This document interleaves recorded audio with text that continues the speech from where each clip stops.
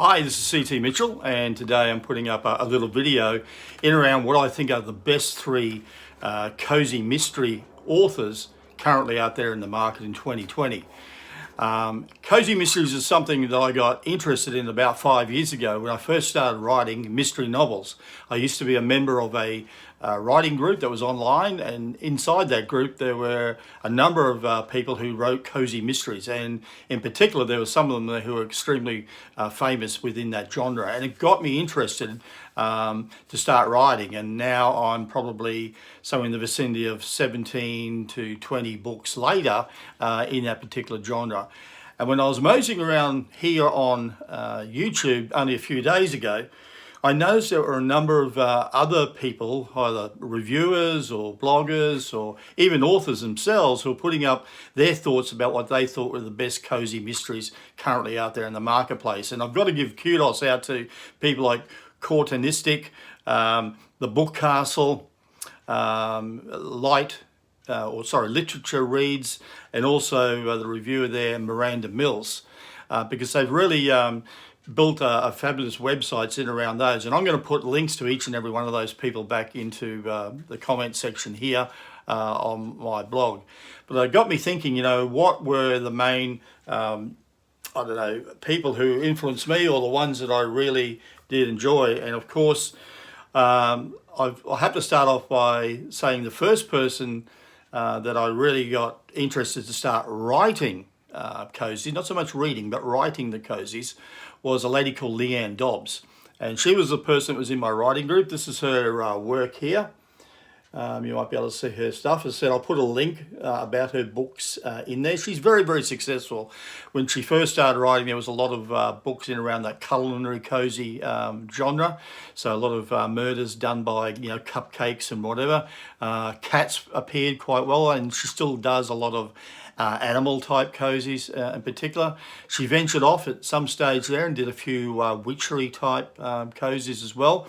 But Leighann, as I said, has been a fabulous writer, a top 100 Amazon writer over the time, and I really have enjoyed reading some of her work. And as I said, I've got to thank her, I suppose, for getting me started into that genre. The second person that I think that I love, and because I tend to myself to write a lot more culinary cozies.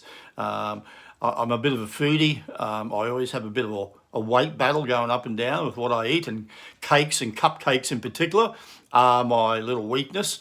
And so Joanne Fluke came to mind when I was thinking of who else I liked, and that's Joanna's pages there. And again, as I said, I will put a little link to her books. But she writes a lot of culinary cozies there. The Coconut Layer Cake Murder is one of them. Christmas Cupcake Murder is another one.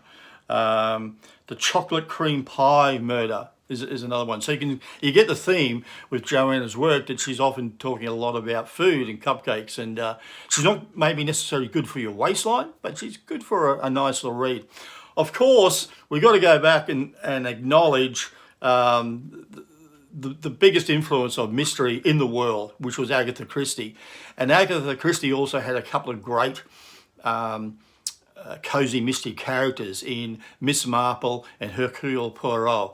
And I've got to say, Hercule is by far my favourite. I'm a real fan of his, particularly through the television series too that starred David Suchet. And he did such a great job over 25 years of portraying that. I didn't mind Peter Ustinov beforehand. He did a couple of ones, and particularly The Death on the Nile was a great little film. But David Suchet did a great thing, and really, I think, epitomises the infamous Mr. Hercule Poirot. So I love that, and I continue to watch them. And we've got all of the Agatha Christies here in the house as well that we read.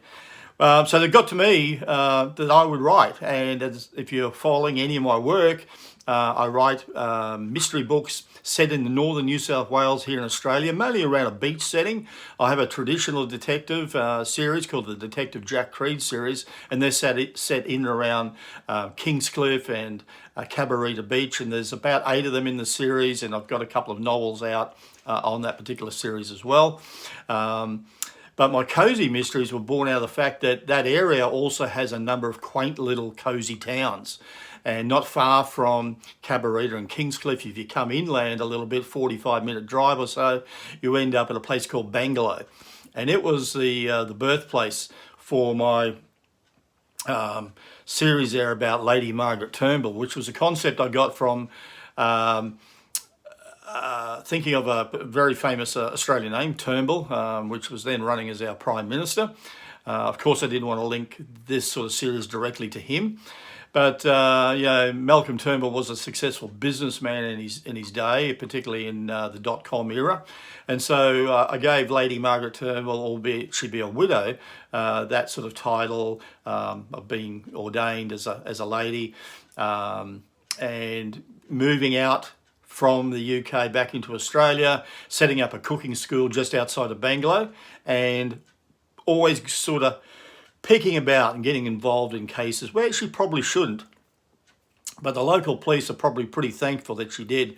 And so there's a whole series of Lady Margaret Turnbulls out. This is just one of them that I've done, Murder in the Village. You can get any of these on my websites or on my author pages, or you can get a whole box set of Lady Margaret's, which is called Murder in the District, and that's got about 6 of the books altogether. Again, it's a culinary theme kind of book. There's been a few little differences there, but the fact that Lady Margaret has her own cooking show, cooking business, then it has that kind of feel to it.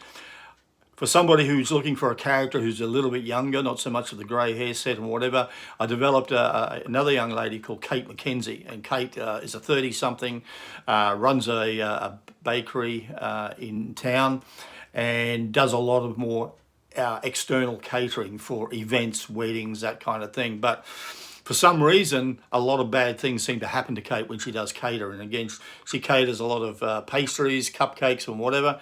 That's one of the box sets about her, Deadly Mix.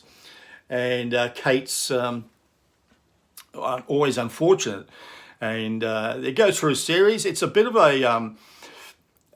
it's not necessarily a standalone. It does sort of follow a bit of a sequence, because at the end of the real murders of all of the crimes that Kate's been investigating comes out and is exposed. So Kate's been terrific, and I've done a few more.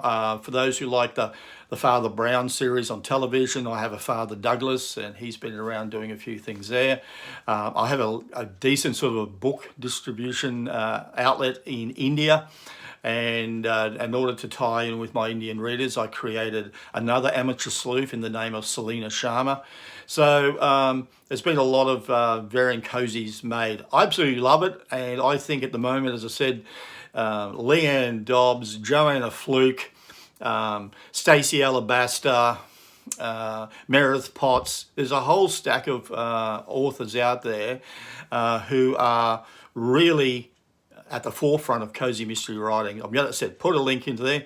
If you want to sample me, by all means, I'll have links to my books there as well. But I hope you enjoyed that, and I enjoyed catching up with you, and I look forward to doing some more videos with you pretty soon.